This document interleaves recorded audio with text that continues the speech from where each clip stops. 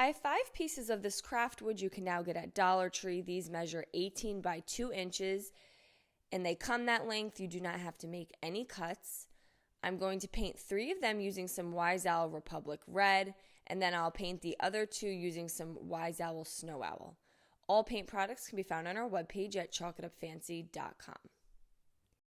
And I just want to make sure I give everything a good coat. You can also apply a second coat once this paint dries for better coverage. Next, I have a rectangular piece of wood. This measures 11 by 7 inches. Really, any rectangular piece will work as long as it's around the measurements of the 11 by 7 inches. Next, I have these starfish. I'm going to spray paint them with some white. The smaller ones were just table decor scatter pieces, and the bigger one came in a pack from Dollar Tree. I have a second piece of wood that is 11 inches in length. I got this from the Dollar Tree. It was 12 inches, and I did cut 1 inch off. If you do not have access to cutting tools, you can certainly just leave it the 12 inches. Next, I'm going to lay up my pieces of wood, rotating the red and white, and I'm going to make them the length of the rectangle. Once I have them in place, I'm going to take my 11-inch piece of wood and glue it on the top here to hold these 5 boards together, and then I'll glue the bottom of the rectangle to that so that we have everything connected. Now you can also use some Elmer's wood glue. That will definitely give you a much stronger hold. I'm going to give everything a light sanding. This just helps smooth out the paint. And you want to make sure you remove all that excess dust. Next, I'm going to apply some Wise Owl 1-hour enamel clear. You can also just apply a top coat of the varnish.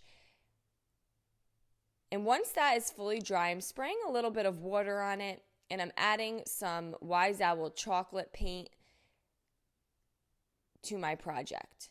Now, I want to make sure the paint is watered down because I do not want this to give full coverage, and the water is important, and so is the top coat, as the top coat is going to allow me to rub this off, and I'm just giving this a little bit of an antiquing look.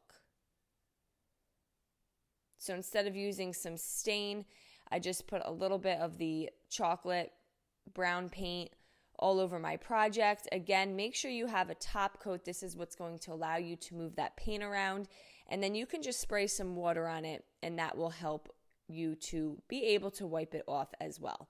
I'm just wiping it off with a piece of paper towel. You can also use baby wipes. Now, I know I painted that other starfish, but I ended up finding this in my stash, and this came from the Dollar Tree. And I'm just going to adhere that inside the rectangle. I'm using some E6000, and then I'm just going to scatter the small little starfish around. Now, you do not have to do the starfish. You can just do regular stars as well. I'm applying some gilding wax, which is really hard to see in the video. I'll make sure I put a nice close-up of it at the end. And I'm just rubbing that on the raised areas of the starfish. It just kind of gives some extra added detail.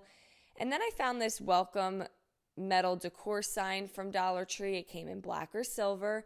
And I'm going to apply the black one using some E6000 and a dab of hot glue across the sign here.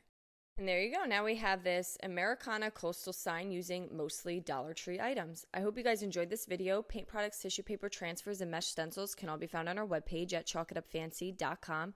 And don't forget, you can also check out other tutorials over on our webpage as well. Have a great day.